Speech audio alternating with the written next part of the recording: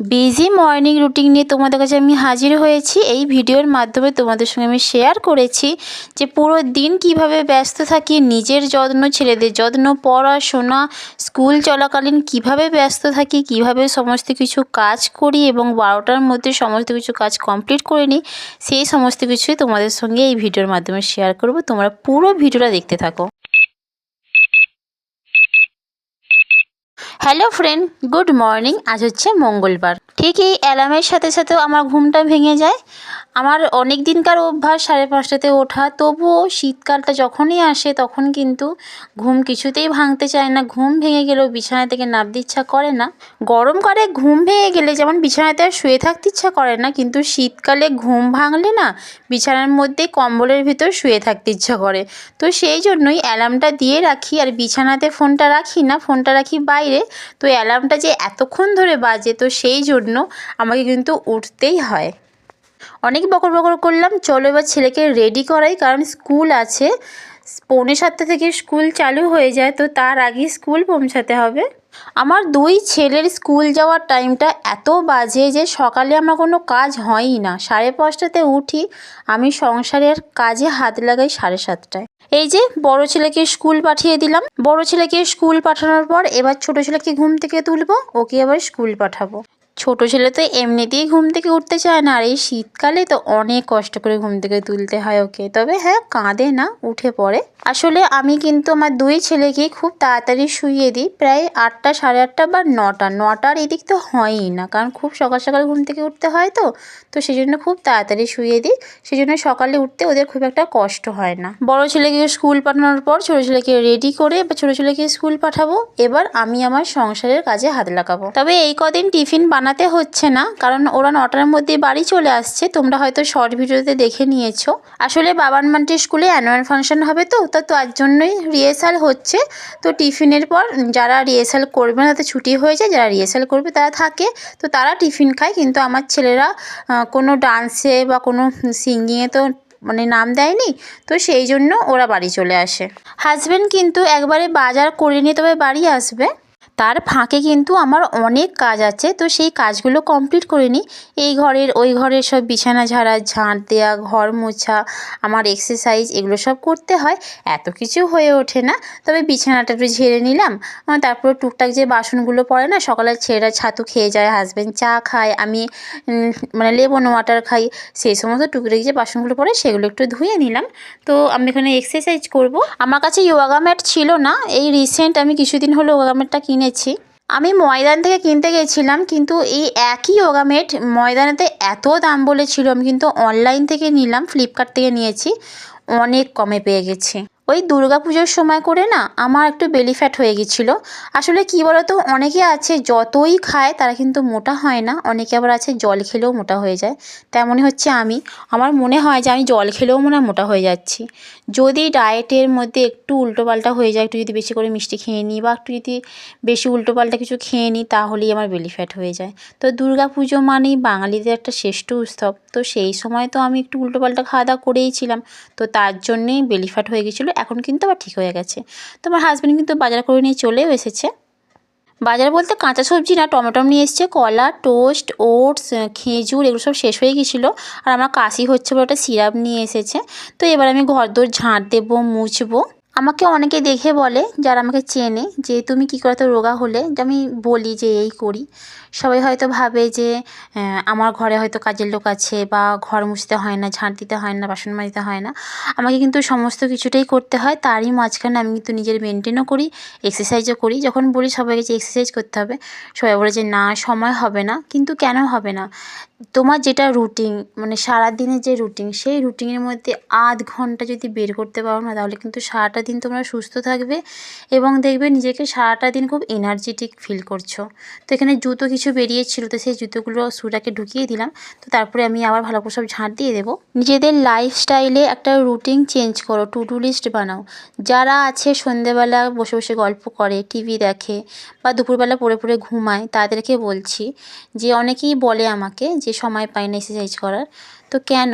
TV দেখার সময় আছে, দুপুরবেলা পুরোপুরি ঘুমানোর সময় আছে, আর সকালবেলা আধ ঘন্টা এক্সারসাইজ করার সময় নেই, এটা কিন্তু ভুল কথা। টু ডু লিস্ট বানাও, নিজের নিজের রুটিনটা চেঞ্জ করো, তাহলেই দেখবে নিজেকে ফিট রাখতে পারছো, এনার্জেটিক রাখতে পারছো এবং নিজেকে সুস্থও থাকবে, পরিবারটাকে সুস্থ রাখতে পারবে, সন্তান স্বামী সবাইকে ভালো রাখতে পারবে যদি নিজে সুস্থ থাকো। চলো, অনেক বড় বড় কথা বলে দিলাম, অনেক জ্ঞান দিয়ে দিলাম। এবার তোমাকে ব্রেকফাস্ট বানাতে হবে, তাই না? কারণ আমার ছেলেরা এসে যাবে, তাকেও খেতে দিতে হবে। আজকে ব্রেকফাস্টে বানাবো পাঁচমিশরি ডালের নিরামিষ তরকা। আগের দিন রাত্রে পাঁচমিশরি ডাল সব ভিজিয়ে রেখেছিলাম।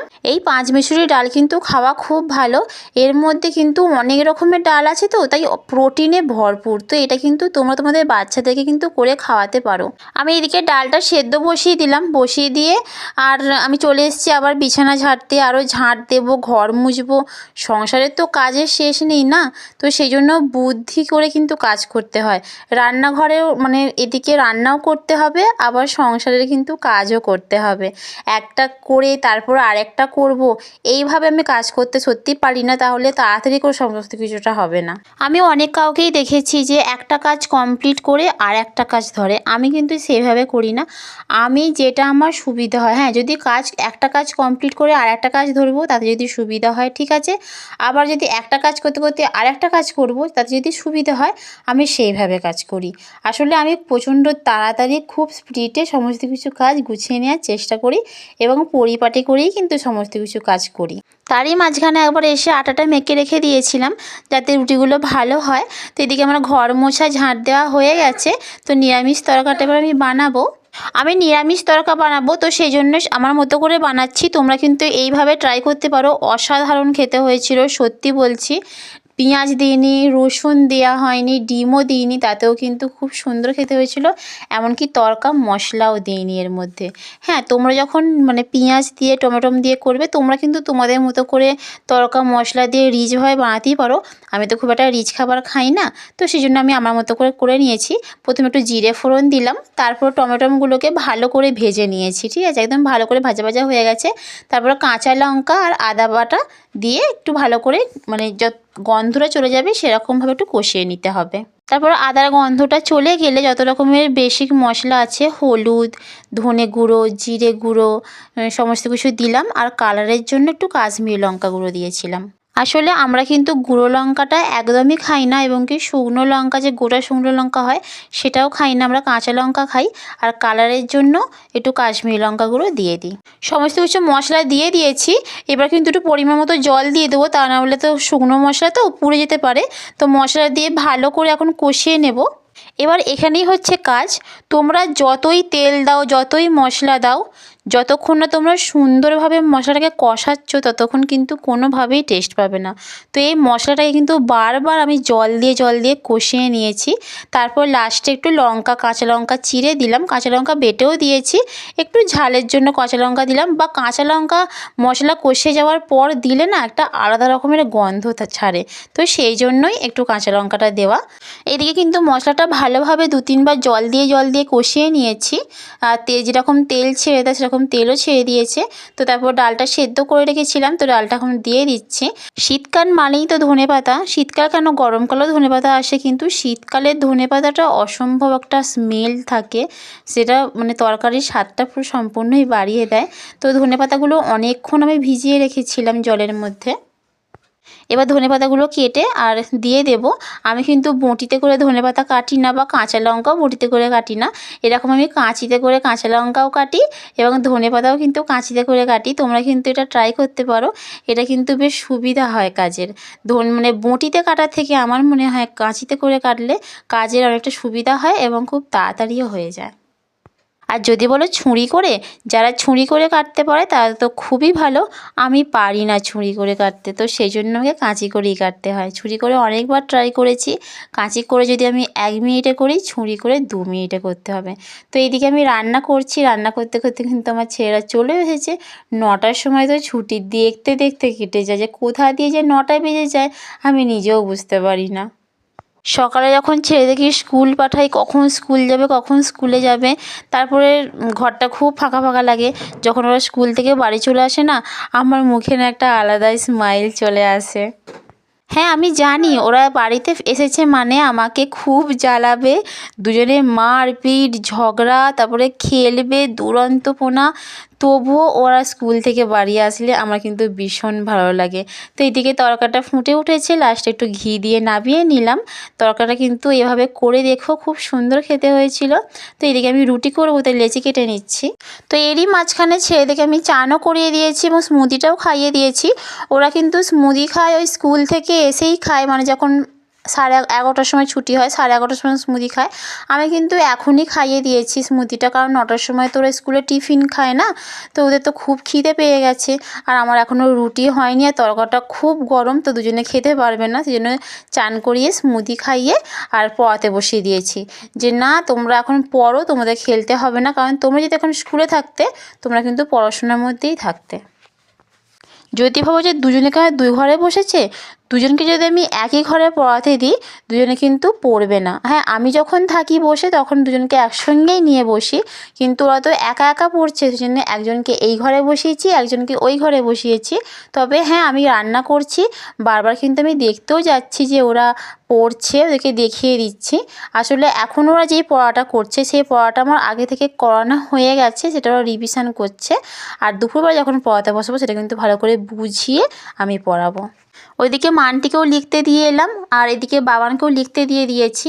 আর এই যে খুব গরম তরকা, এখন আমি আর হাজব্যান্ড খেয়ে নেবো, এখন কিন্তু ছেলেরা খাবে না, কারণ ছেলেরা স্মুদি খেয়েছে, আমরাও স্মুদি খেয়েছি। আমরা খেয়েছি অনেকটা সকালে, আর ওরা তো এই কিছুক্ষণ আগে খেয়েছে, তো ওদেরকে ব্রেকফাস্ট পরে খাওয়াবো। এখন কিন্তু রুটি তরকা দিলে ওরা এখন খেতে পারবে না, কিন্তু ওরা তো খুব ভালোবাসে, তাই যখন খিদে পাবে তখন দিলে অনেকটা খেতে পারবে। তো এখন তরকাও ঠান্ডা হয়ে গেছে, ওদের পড়াও হয়ে গেছে, অনেকটা বেলাও হয়ে গেছে, তো এখন দুজনকে আমি খাইয়ে দিচ্ছি। আর এই যে আমার ছোটো ছেলে তরকারি খেতে কিন্তু খুব ভালোবাসে, তবুও ওর খেতে বসলে অনেক নাটক, একবার এদিক ছুটবে একবার ওদিক ছুটবে। এখন মানে ডাইনিং টেবিল হয়ে গেছে, তবুও ছুটোছুটি মানে করতে ছাড়ছে না। আমি ভেবেছিলাম যে ওদেরকে আমি ঠান্ডা তরকাটা খাওয়াবো, বাবান বলছে আমি কেন ঠান্ডা তরকা খাবো, আমার তরকাটা একটু গরম করে দাও। আমি ভাবলাম যে তাহলে বাবান খাবে গরম গরম, তাহলে মানটিকেও একটু গরম করে দিই। ব্যাস গরম করেছি, এত গরম হয়ে গেছে যে মুখেই দিতে পারছে না, ছ্যাঁকা লেগে যাচ্ছে যখন খাচ্ছে। ওই যে খেতে খেতে ছুটে চলে গেল, আমি আবার ধরে নিয়ে আসবো, খাবে, আবার ছুটে চলে যাবে, এইভাবেই খায়। তোমরা দেখে বুঝতেও পারছো যে কতটা বদমাইশি করছে, এবং মুখে চোখে কিন্তু বদমাইশির ছাপটা উঠেও আসছে, আর দেখলে বোঝাও যায় যে কে শান্ত আর কে বদমাশ। তো সবাই সেটা আমাকে বলে যে তোমার ছোটো ছেলে কিন্তু খুব দুরন্ত। তো এখানে সাইকেল চালাচ্ছে, বাবান ওই ঘরে খেলছে, তো তারই ফাঁকে আমি রান্নাটা বসিয়ে দিয়েছি দুপুরের জন্য। ভাত বসিয়ে দিলাম, আর এদিকে হবে মূলো দিয়ে ডাল, তো মূলোগুলো ভালো করে ছাড়িয়ে নিচ্ছি। আজকে তো মঙ্গলবার, তো আমরা নিরামিষ খাই, তরকাটাও করেছিলাম নিরামিষ, এবং দুপুরবেলাও নিরামিষই খাবো। মূলো দিয়ে ডাল হবে আর বাঁধাকপির তরকারি হবে। সেই যে সকাল থেকে আমি উঠেছি, একটা মিনিটও বসিনি। একটা মিনিট যদি আমি বসে যাই তাহলে কিন্তু আমার যে রুটিন অনুযায়ী কাজ সেটা কিন্তু আমি আর করতে পারবো না। আমি কিন্তু সারাটা দিন একবারও সত্যি কথা বলতে বসি না, সারাটা দিন আমি কাজ করি। আমি কিন্তু একদম ঘুমাই যখন, রাত্রে শুই, সকালে উঠি। মানে বসি না বলতে ভুল, সেটা ভুল কথা, বসি তো অবশ্যই, মানে শুই না, ঘুমাই না, রেস্ট নিই না, এগুলো করি না, একটার পর একটা আমি কাজ করতেই থাকি। তো এইদিকে আমি ডালটা বসিয়ে দিয়েছি, মূলো দিয়ে দিলাম, মুগের ডাল দিলাম, আর হলুদ আর নুন দিয়ে সেদ্ধ বসিয়ে দিয়েছি। এদিকে ভাত আর ডালটা হতে থাকুক, ততক্ষণ কিন্তু আমি চানটা করে চলে আসি। তো এদিকে চান করে চলে এসেছি, তারপরে তো আমার স্কিন কেয়ার আছেই, সকালেও স্কিন কেয়ার করি, চান করে এসেও স্কিন কেয়ার করি, আবার রাতেও স্কিন কেয়ার করি। বাপরে বাপ, এত স্কিন কেয়ার, এক্সারসাইজ, নিজের যত্ন, তারপর খাওয়া দাওয়া, ডায়েট, এত কিছু করলে কি আর বসার সময় পাই আমি? আজকে মঙ্গলবার, তাই এই স্টোনটা আজকেই ধারণ করে নিলাম। তো অনেক দিন থেকেই ভাবছিলাম পরবো, শনিবারে হয়ে উঠেছিল না। আমাকে হাজব্যান্ড বলেছিল যে লাল কাঠ দিয়ে পরে নাও, আমি বললাম যে না না না, আমি লাল কাঠ দিয়ে পরবো না, আমাকে তুমি রূপোর চেন বানিয়ে দেবে তবে আমি পরবো। তো হাজব্যান্ড কিন্তু রূপোর চেনটা সোমবারে করে নিয়ে চলে এসেছিলো, তো মঙ্গলবার ধারণ করে নিলাম। এদিকে আমার রান্নাও কমপ্লিট হয়ে গেছে, ডালটা লাস্টে ধনেপাতা দিয়ে নামালাম, আর বড়ি দিয়ে করেছিলাম বাঁধাকপি, আর তারপরে ধনেপাতা আর ঘি দিয়ে নামিয়ে নিয়েছিলাম। তোমরা হয়তো একটা একটা জিনিস খেয়াল করেছো, আমি তো সমস্ত তরকারিতে ঘি দিলাম। তো হ্যাঁ, আমি এইভাবে কিন্তু ঘি খাই, কাঁচা ঘিটা দিই এবং আমি কিন্তু ব্যালেন্স করে ঘিটা দিই, যাতে কিন্তু আমার ফ্যাট হবে না এবং অল্প অল্প ঘি দিই, তাতে কিন্তু সমস্ত কিছুটা ব্যালেন্স হয়ে যায়। তো দুপুরবেলা খাওয়া দাওয়ার পর ছেলেদেরকে পড়াতে বসিয়েছিলাম। তো বন্ধুরা, ভিডিওটা আমার এখানেই শেষ হয়ে যাবে। তো তোমরা প্লিজ সাবস্ক্রাইব করে দিও, পাশে থেকো।